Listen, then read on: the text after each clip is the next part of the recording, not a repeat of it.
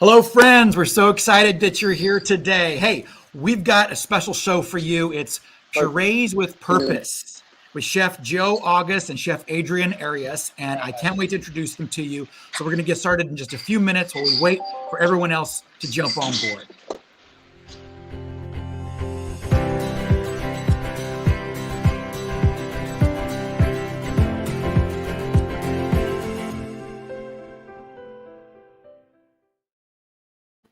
So I'm excited, first of all, to introduce you to Joel August. Joel August is Director of Culinary Services at Koelsch Communities.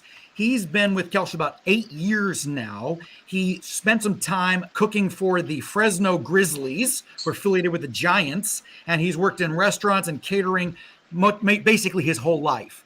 Now he's applying fine dining to the memory care setting and the independent living setting.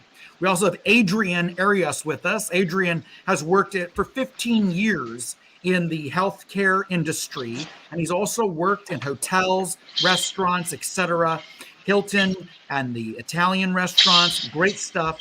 And he's been here working with Koelsch for about 4 years now. So Joel and Adrian, pleasure to have you both on the show. My first question to you is, why did you decide to focus on purees as something worth your time? You guys are both really into the culinary arts. Why did you apply that to purees? Absolutely. Thank you, Benjamin, for having me. You want to start, Joe? Yeah, I'll go ahead and start, Adrian. So, okay, one of the Benjamin, biggest things for us is we design something for the residents they really like to eat and give it like different colors, and the food can be really more appetite for them. Beautiful. So you really saw how important the colors and the textures were when they're eating purees. Okay, gotcha. Love that. Joel, what did you say?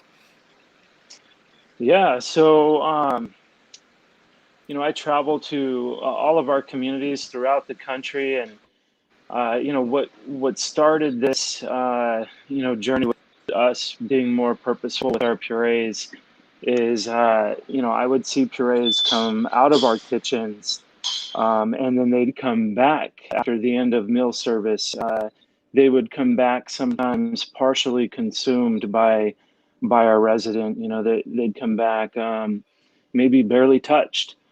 So when I saw that, and when I saw it on a frequent basis, I knew we had to be a little more intentional with how we're going about presenting, plating our purees. So piping has been around for a long time. It's not something new. It's not something that's a brand new idea. Many communities will, in this industry in healthcare, will utilize preformed molds. Some do pipe their purees. But it's not a new idea. It's just something that we found at Koelsch to be a good route for our purees, because it opened up just an array of options for us when it comes to plating. If you think of utilizing mold, well, your item is going to look molded, every single time. So the repetition, you're kind of trapped with a mold. Whereas if you're pureeing or you're molding by hand, you have more variety. You can do different things. So what that's what initially started it, and seeing the improvement in a resident in their consumption of their plate, seeing a plate that we put that little bit of extra time in come back to the kitchen clean, almost as if they licked their plate clean. So seeing that was just kind of an eye opener, and it really helped us draw attention to being more intentional with how we plate our purees. That's super cool. One of the reasons that I wanted to do this with you two is because I walked into a community in Texas, and as I was walking through that community, a caregiver came up to me and said, "Have you seen how we serve purees to residents who cannot eat solid food?" I said, "No, I haven't seen it." And so she brings me into the kitchen and shows me what they're doing and says, "Listen, we have a woman here who is not eating. She was losing weight so fast. We started this new program that Joel and Adrian helped roll out, and now she's eating again. And so it was beautiful to me to see a caregiver so excited about what was coming out of the kitchen because it was changing her residents' life. So I'm curious, do you two have any stories of how you've seen this new program make a difference? Before you answer, I do want to say something to the audience. So audience, you who are watching, we are eager to hear from you today as well. So as we are going, we're going to be asking questions. We'd love for you to put in the chat your answers to these questions. We are going to give away one book. It's called The Royal Chef at Home by Darren McGrady. We're going to give away one of these books. It's a fairly expensive book. We're going to give away one, but it's only going to be to someone who's been commenting and chatting in the chat. So the first question I'll be asking our audience right now, put in the chat, and we'll look back in a little bit, is why are you even watching today? Like, why do you care about purees with purpose? Like, what is interesting to you about that? Put that in the chat. Okay, Joel, Adrian, tell me a story. How has this made a difference? Yeah, so Benjamin, What's make a difference is like, do you said about something in Texas?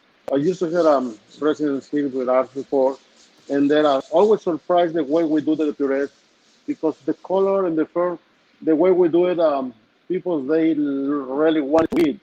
You know, it's like some people they don't eat it pretty much, but when you present something really like it to eat it, they're surprised and everything they have a good taste.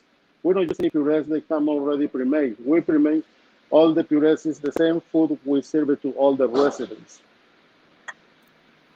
Wow. So you actually don't just make a big batch of pureed food in the refrigerator. You make whatever you're serving today for the residents who can't eat the solid food. Love it. Joel, did you have a story as well? That's what we do it all the time.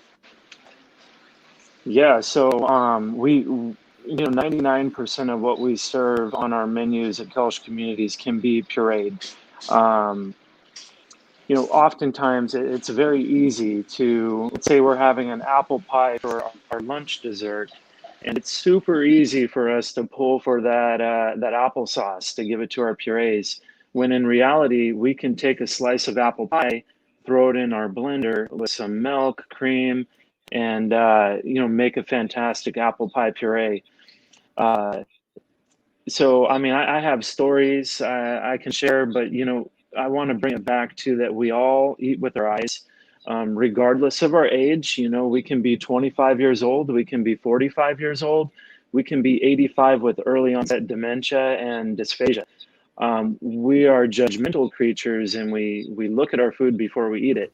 I'm guilty of going to a restaurant, and if my food doesn't look, that great on the plate, I'm already judging what it looks like, and I've already got an idea, an assumption that maybe it's not going to taste good, and there goes my appetite.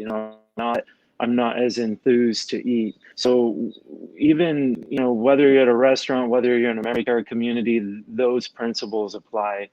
But a story that I'd like to share is I was filling in one of our memory care communities, and we were serving our purees, in a very lackluster way.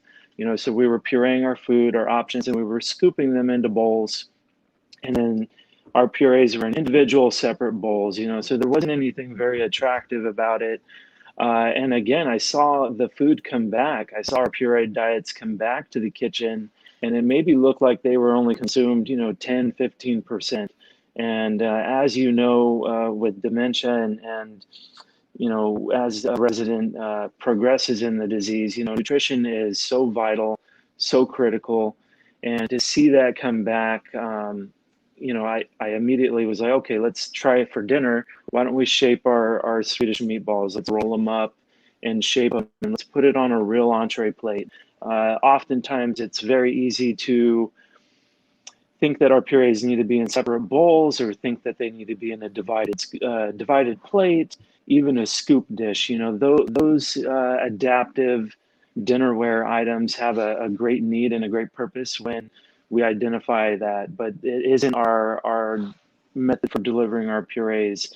We treat all residents with dignity and respect, and part of that includes putting their puree, their food on a real plate, just like everyone else who would have a regular diet. So I immediately jumped in. I changed the dinner method for that night. I didn't have piping tools, so we just used our hands with gloves on, of course, and we shaped our Swedish meatballs. We took our pasta and our buttered noodles and we separated them. And we did a layer, and it looked so much nicer. It looked so much more attractive on one plate.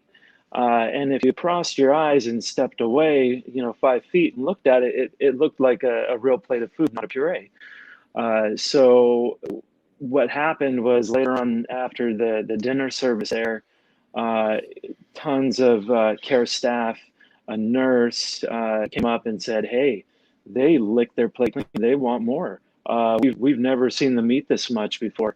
They've never done that." So getting that feedback, seeing that reaction, based on something that just took us in the kitchen, a little bit more time, a little bit more effort, was extremely rewarding, extremely satisfying to see the resident complete their food like that in that nature. So that is kind of what really started the, hey, we are going to make piping the Koelsch preferred way, piping and molding and shaping to an extent on how we present our purees. And I have other stories that are exactly like that, where we went to a community and we had someone that was consuming 15 to 30% of their puree. Once we changed our method of presentation, they are cleaning their plates or finishing at 80%.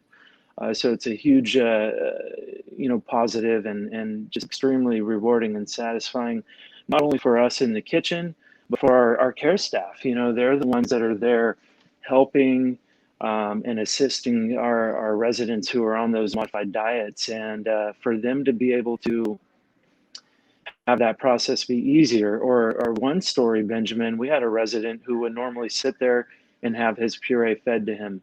Well, once we brought out the puree presented differently, he grabbed a spoon on his own and he started feeding himself. So the benefit is not only for the resident, but it's for our staff. It's for our resident family members. It's for us in the kitchen. So those are stories, and I have many stories, but I won't tell them all today. That's super cool. Adrian, are you also seeing that residents eat more as they receive the purees the way you're doing them? Yes, we saw too often the residents there, they eat like when they finish the puree, the plate they come thoroughly clean. And even a Wow. lot of the families, they're making comments to us and they comment to the other friends because I got a lot of comments about that. They said, oh my God, this is incredible how the things you do, guys. And my husband is so happy eating here, to start here with us. That is beautiful. Hey, I know Yeah, you two are so going to actually give us a demo today of how this works. But before we do that, Joel, I'm going to put up a few pictures on the screen. Maybe you can walk us through, why do people even need purees to begin with? Why is this an issue? And kind of what's the difference between the way it used to be in the industry and what you're trying to change in our industry? So let me put those on the screen here for you, Joel. Hold on a second. Okay, Joel, take us away. Yeah, so our Purees with Purpose program, just draws attention to being intentional with, the way we look at our purees, the way we plate and present them. But, knowing that residents with the dysphagia, require soft foods. They require foods that are easy to eat, foods that meet a puree requirement, meaning that they're, of a pudding consistency, and, have no chunks, no lumps. And what's great about pureeing our food and then piping it, is it has to be a certain consistency before we put it in a piping bag. So it's almost like piping is always going to be a catch for us if our purees are not of the proper consistency. Because if you have a chunk of potatoes in your mashed potatoes, they're not going to come out of the piping bag. Your tip will get clogged up. So part of this, Benjamin, is that presentation plays a critical role in our residents' day-to-day lives. Again, I mentioned all eat with our eyes, and part of that is every diet order that we serve in our community, regardless of type. We make sure that our presentation is appropriate and is thoughtful. And those things are just as important as, the taste or the flavor of a dish. As healthcare professionals, we all know the challenges that we face every day with, trying to make a puree look good.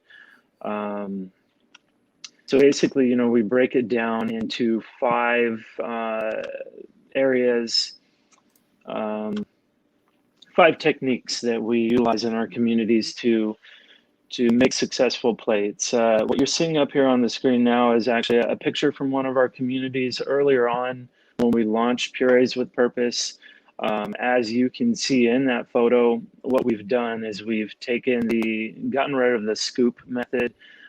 We've made an effort to shape our protein, pipe out our sides. If you look at the green beans in this photo, you will see that they are vivid in color, and from looking at them, they look like green beans. They're intentionally piped to mimic green beans. But I want to cover just briefly, these 5 techniques in regards to consistency, spacing, color, piping and shaping, and then finishes.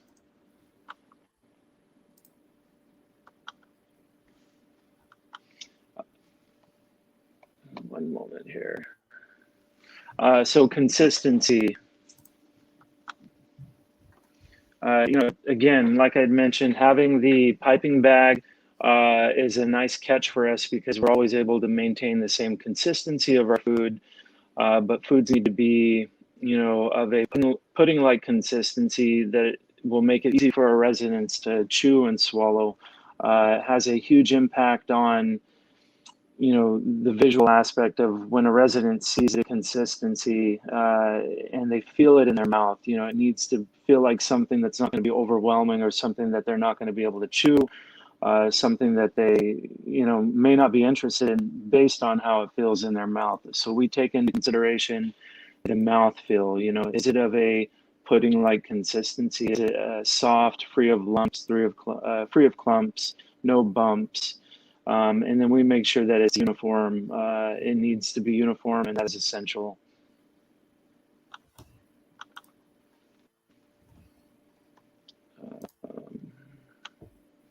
Spacing and separating. So we are intentional with our spacing and separating. And when I say that, it's in regards to intentionally withdrawing some of the ingredients and pureeing them separately. We like to keep food separate. We do not mix or blend all together. And a prime example of that would be today. I'm actually at Cedarbrook Memory Care in Fresno, California. They're having a Philly cheesesteak for lunch today. And traditionally, you have a Philly cheesesteak, you would prepare it ahead of time and then puree it potentially all in one. So you would end up with your bread, your meat, your bell peppers, your cheese, all pureed into this beautiful brown color. It's very attractive. So what we try to do, Benjamin, is we separate those ingredients, and you'll see today in the quick demonstration that happened here live. But a couple of examples I'd like to bring, and you'll notice that it goes hand in hand with the picture here. But if we have spaghetti and meatballs, let's separate our pasta, puree it separately. In the photo, you can see, the pasta is shaped. It looks like real pasta. It looks like spaghetti. The meatballs are formed into, a meatball-shaped meatball, which is great. Rather than being in a bowl, all one color, all mixed together. We have our sauce, and then you additionally see here that we have garnished with a grated Parmesan and some fresh, finely chopped herbs. Not what you would expect to see for a pureed spaghetti and meatballs. And honestly, if I was put that in front of me from a distance, I wouldn't even know that it was puree unless I was very, examining it under a microscope. So spacing and separating is critical. We make a strong effort to separate the ingredients we can so that the residents can benefit from the contrast and the differentiation when it comes to plating. Color is a big one. We utilize color to enhance our appeal of our purees. Oftentimes when you cook a food item, you will lose some of that natural color. So for example, green beans. As you saw in the picture earlier, green beans are, they turn a more, typically after cooking them, they'll be more of a pea soup color. So we will utilize natural foods such as perhaps spinach, natural food dye, food coloring, all natural that would, one drop into our blender, our Roboku, would help bring back the nice vivid color of a green bean that would contrast very nicely on our plate. So we make sure that the colors pop on the plate, that they're vivid, that they're bright. Everyone loves, a nice color in nice visual presentation. So we utilize that in many areas, vegetables, starches, and some really great items for that are natural foods such as blueberries carry a nice blue color. Spinach, as I mentioned earlier, turmeric is a really good additive to basically anything to help with color. Sweet potatoes and beets. Beets have an excellent color. There's something very easy, for us to have on hand. So color is huge. We take into consideration color very heavily. Piping and shaping. As I mentioned earlier, piping is the Koelsch preferred way to present our purees.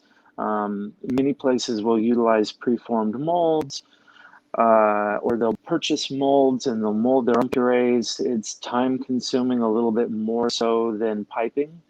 And like I mentioned earlier, the residents are going to end up with the identical molded puree, multiple times a week potentially, and it can get very repetitive, very boring. When we pipe, we have that flexibility to maybe pipe it into a cool, unique design one day. So piping is paramount to our program. It also, opens up shapes and sizes with a variety of tips that you can have with a pastry bag. It gives us the ability to make, unique characteristics we wouldn't be able to normally make if we were just piping and scooping. So one example I like to use is, and you'll see in the photo here, they're piping green carrot tips. So piping is our preferred way. We also like to mold and shape when possible. Sometimes we can take a puree and shape it into a ball for a meatball. And I believe, Adrian, you have an example of that today during your demonstration. And then it also is an option for our chefs to be creative, to create really interesting visual pieces of art that honestly look, very appealing compared to what we had served before. So you'll see in one of these photos here, a lot of multicolor components and a very attractive looking, dish. And lastly, piping tools are very inexpensive, very easy to purchase. We also utilize in some elements, we'll utilize a metal cookie cutter. So we'll take like a cookie cutter that was originally a dolphin, and we'll bend it with our hands to form it into what looks like a chicken breast. And then we can pipe into that and flatten it out, add texture, add patterns. So those are kind of the tools and techniques that we use in regards to piping and shaping. Finishing and garnishing, a lot of times when it comes to a pureed meal, we forget to finish and garnish as we would with a regular meal. There are so many sauces that are already puree friendly, mechanical soft friendly, everything that we have stocked in our kitchen, from barbecue sauce to sour cream to mustard, ketchup, teriyaki sauce, balsamic glaze, pesto, sweet chili, so many things that we could add on top of a puree to enhance visual contrast, to add much needed flavor, possibly additional calories. And, in addition to sauces, we can utilize herbs too. Finely chopped dry herbs, finely chopped fresh herbs, herbs that are going to, add additional flavor, seasoning our purees with salt and pepper. Our residents already have diminished taste bud, and being able to season those and finish them and put those final touches on kind of wrap up our program, and that's how we finish our plates. So I believe, for example, today we have piped out some French fries that we've pureed, and we've finished them with salt, just as you would salt your French fries in a restaurant. So what I want to do next, oh, I got a little more here on sauces here. But again, as I mentioned, they're a great way to add, additional flavor, contrast, color, dimension. Some examples are, adding maybe ranch dressing on pureed vegetables to give them contrast, to give them an extra boost of flavor. Sour cream on potatoes. Sour cream is great. It's rich in fat and calories. An excellent addition that's puree friendly, easy to digest and consume. uh, Amazing things that we have in our kitchens that we can add on top to make our purees truly unique. Desserts are another big one. We touched on desserts. Adrian, you mentioned desserts too, and most of our desserts can be pureed. I mentioned it's always very easy to pull the pudding or pull the applesauce. There are things we have on hand, but it is so easy to puree 99% of our desserts that we serve on our menus. And then the same thing, we have a variety of sauces that we can use to present our desserts in a much more attractive fashion. Cisco, our primary, secondary vendor in some locations, has uh, items that we can buy in bulk that come with a variety of different colors and flavors. So those are really good additions to any pureed desserts that we have.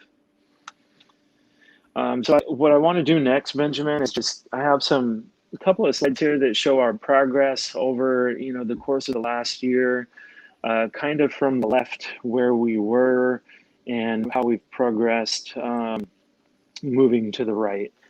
What you see up here now is kind of what I talked about earlier, where we divided our purees into this individual basis, scooped method, poured into a bowl.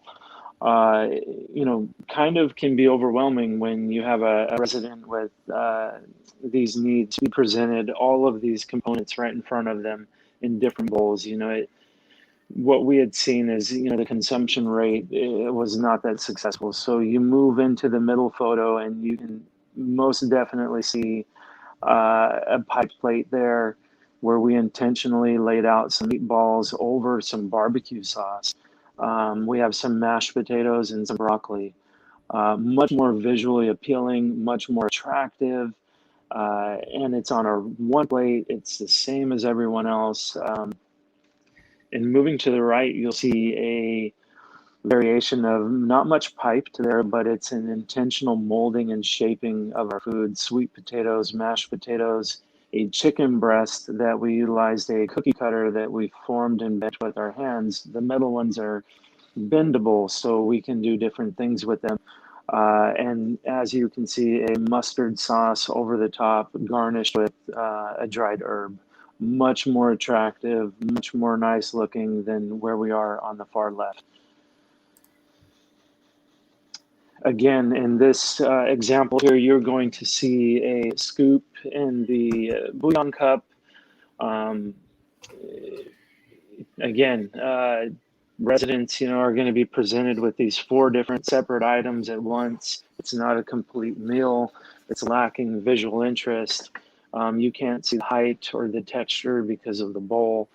Moving on, you'll see a photo we talked about earlier where we have what looks like a protein with a dollop of ketchup on it, some dried herbs, where we have intentionally piped out our green beans, added color to bring them back to a more closer green color to what they are naturally, and a starch side that has been piped rather than scooped.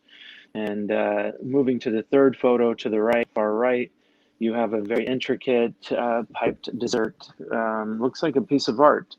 It's very attractive, has different colors, 3 different components. So it's amazing to see where we were and where we have progressed in the program. I think there's one more, Benjamin.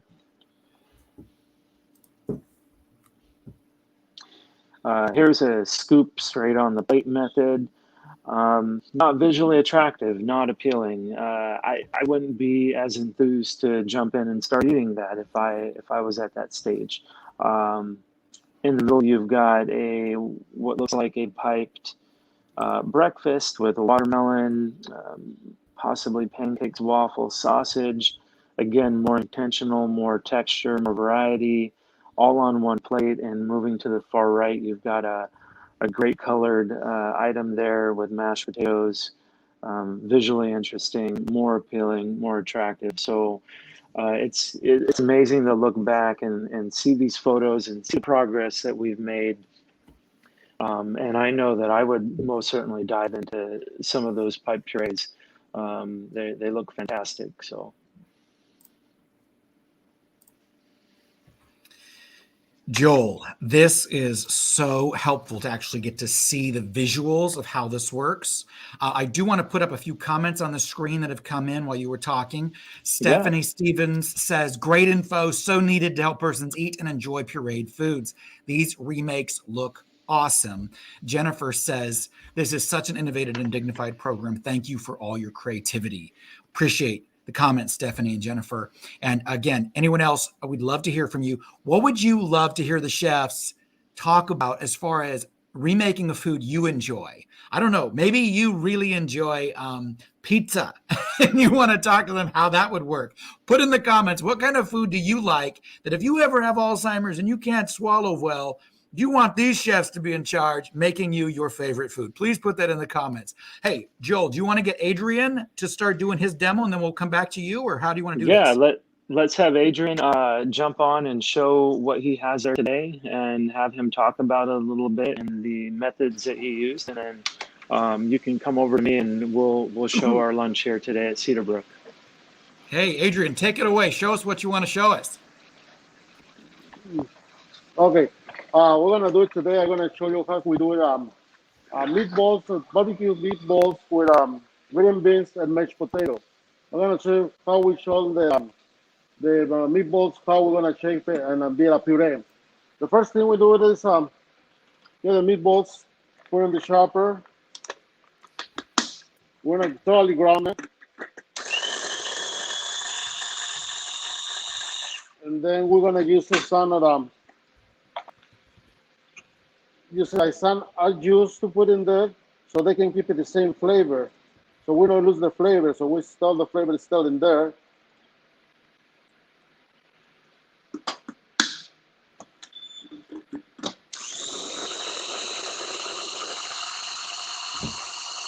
There's thoroughly the puree. So then we're gonna use a thickener to start in there. This is how we're gonna clear the meatballs, and we're gonna make it shape of again a meatballs, but it's gonna be thoroughly pureed, so the residents they can eat it without any problems.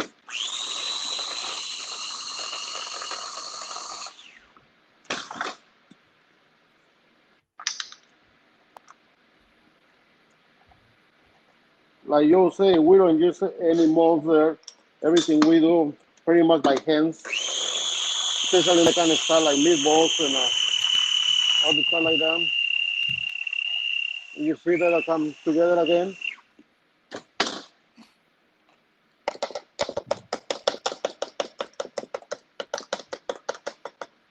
So then we do it. We use the hands, and we make a little rolls in there, so they can look like a meatballs again. But pretty much everything is puree.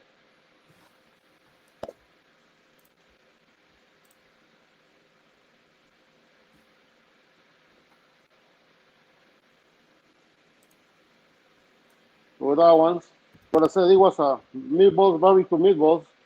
So what we do it, we use the barbecue. We start to play the way the meatballs they look like zero meatballs on the plate.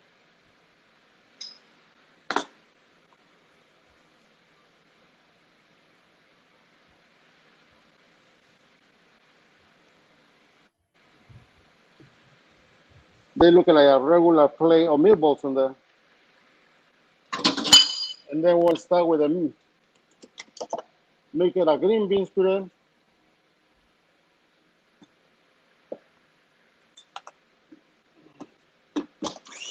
We do the same thing. We get to mix it up, all the vegetables in there. And then one of the things we always try to keep it the same flavor, you know what I mean? I usually do it with vegetable base, so we don't use the flavor. the flavor of the vegetables still in there. And then we use a thickener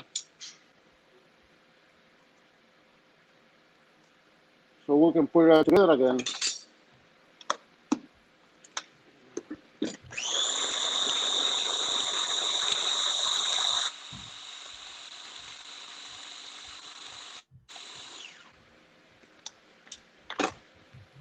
Maybe we can be a little bit more. And then, like you say, we use the top so we can put like a green beans.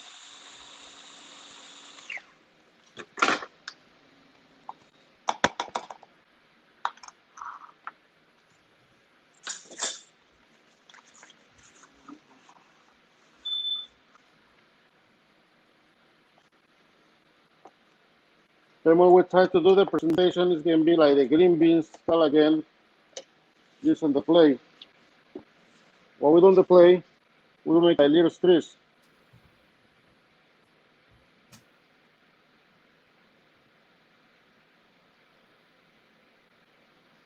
They look like a green beans style on top of there, and I use that. So they can, residents, when they see it, they really want to eat it.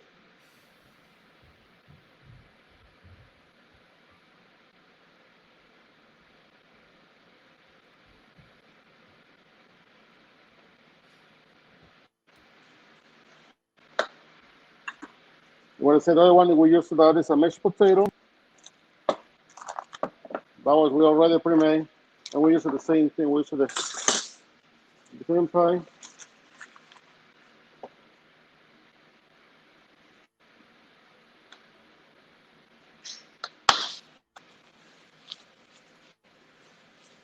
The same thing.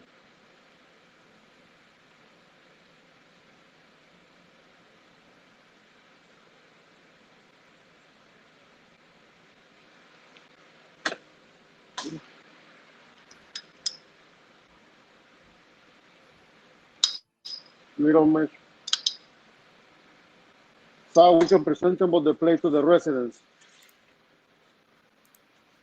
Adrian, that When you is see them, fantastic. and you see that the meatballs, you can break it totally. You see that? It's totally mushy, so the residents they can eat very well. Adrian, that is so helpful to actually see how you do that. I mean, it really makes it understandable to see you walk through each of those steps. We did get a question for you and Joel, and the question's from Stephanie. She asks, how do you thicken food and still keep the flavor? Because we noticed you adding a little bit of thickener in. How do you make sure that that flavor still comes through? Okay, the flavor is two things. Depends what you want to use it from the puree. So you want to use it beef, or you want to use pork, or you want to use chicken. I usually use the little chicken base, pork base, or big base, so I can mix it out with that. A lot of people they do use it with water, and you're gonna lose the flavor so automatically. So you make it like little chicken broth or beef broth. Just put it in there, make it a liquid the meat, and then when you put the chicken, it doesn't lose the flavor. The flavor is still in there. Gotcha. Okay, so really the sauces and the stock and the broth is a big part of what keeps the flavor. Yes, that's Okay. exactly what they keep the flavor for. Joel, are you ready for your demo? Yeah, we're ready. Adrian, thank you so much for that. Looked amazing. I'm hungry. I haven't had lunch yet. Okay, so I'm gonna adjust my camera here. Okay.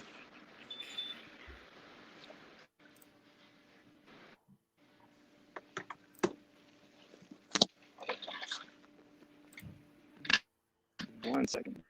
Back camera. Adrian, while he's getting started, I got to put something on your screen here. Jenny says, I miss my Adrian. I miss my Adrian. Jenny from Bozeman, thank you for all your help. You make a little chicken broth when you were here with us. So that's a message from Jenny for you there, Adrian. You're welcome. Okay, so say hi to Jenny. what we have here, we have a completed one, and then we're going to show a quick demo. But what we've got is a totally pureed Philly cheesesteak here. You're going to see the components of the green peppers, cheese, mushrooms, and the meat, off with our French fries off to the side. And what we've done is we've soaked our hoagie in chicken stock. So we're utilizing our bread. But like I mentioned, we are separating our components. Rather than throwing the completed hoagie and mixing it all together, we have separated them to be intentional with how they look, with how they're presented. So I have Justin Lee with me here today. Justin Lee is our culinary director, coming up on 8 years with Koelsch Communities as well. And he's gonna just quickly demonstrate how we plate this up. So again, we've got our hoagie that we've soaked in hot chicken stock to make it very soft.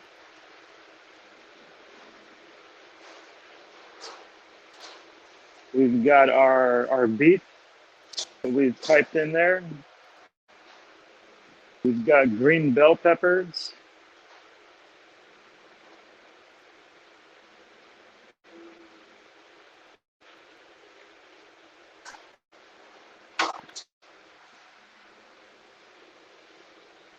Mushrooms.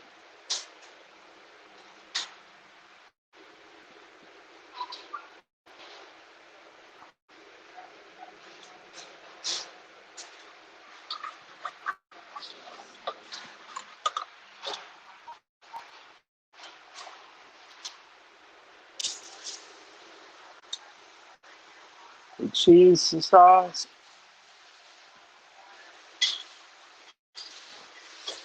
Yep, we're gonna flip it over, not necessarily cover it, but try to, yep, like a half cover. So we're gonna mimic as much as we can what an actual hoagie would look like on a plate. We then have our pureed French fries.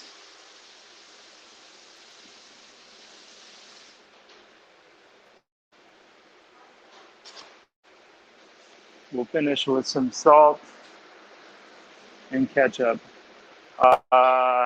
And then today's lunch comes with fresh cantaloupe, which we've pureed on the side here. Notice that it is piped rather than just poured in. We'll finish with salt, pepper, and some ketchup. And what we have here today is our version of a pureed Philly cheesesteak. I'm sure the resident is going to be pretty thrilled. Thank you, Justin.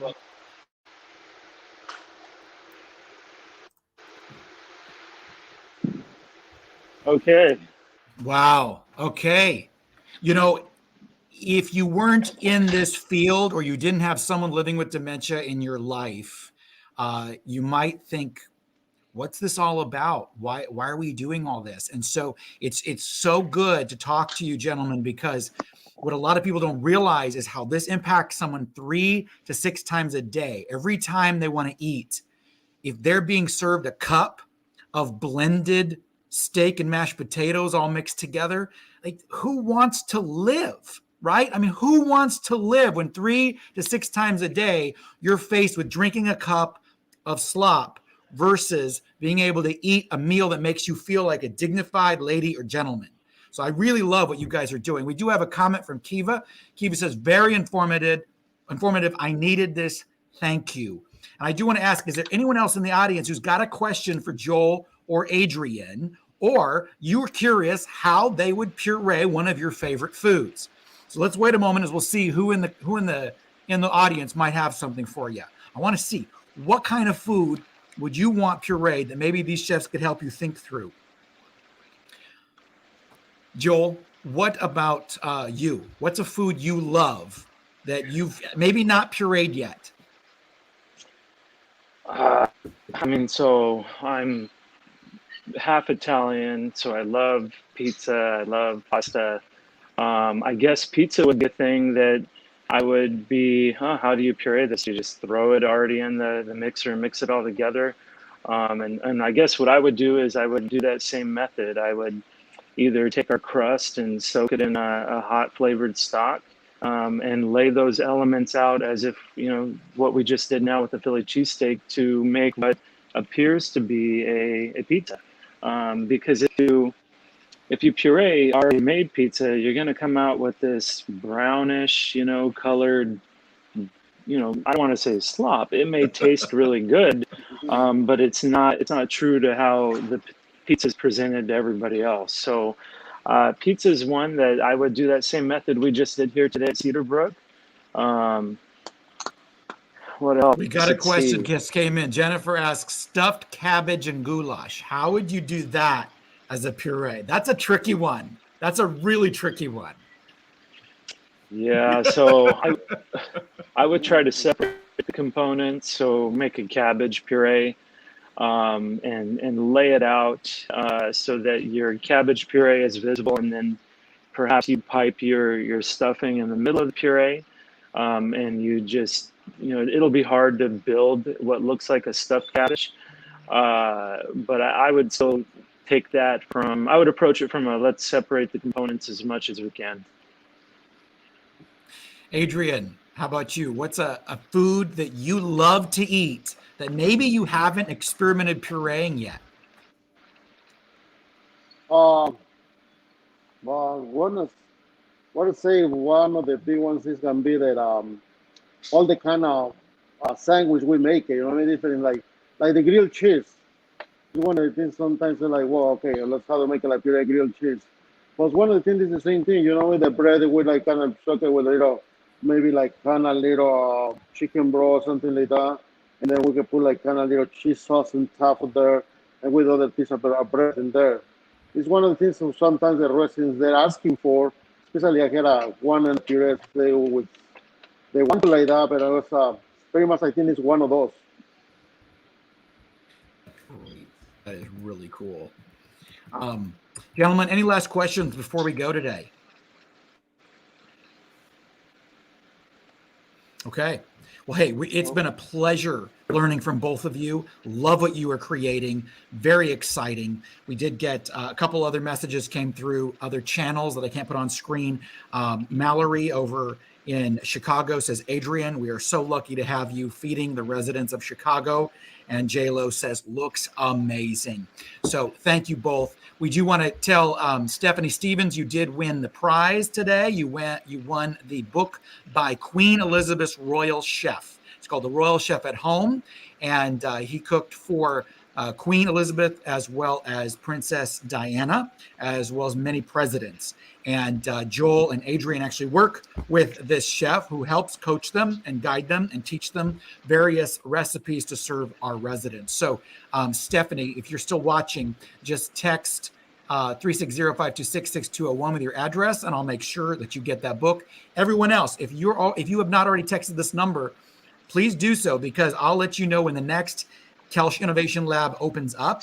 We have another episode next month in which the founder of a French company that developed a way for seniors who love to read letters from their families, and families who don't write letters anymore are able to still communicate across the digital divide. So definitely want to check that one out. So text hashtag innovation to that phone number, and we'll make sure you get a reminder when that one comes up. Adrian, Chef Joel, thank you so much for your creativity. You are changing lives with this program. You are absolutely changing lives, so we appreciate it.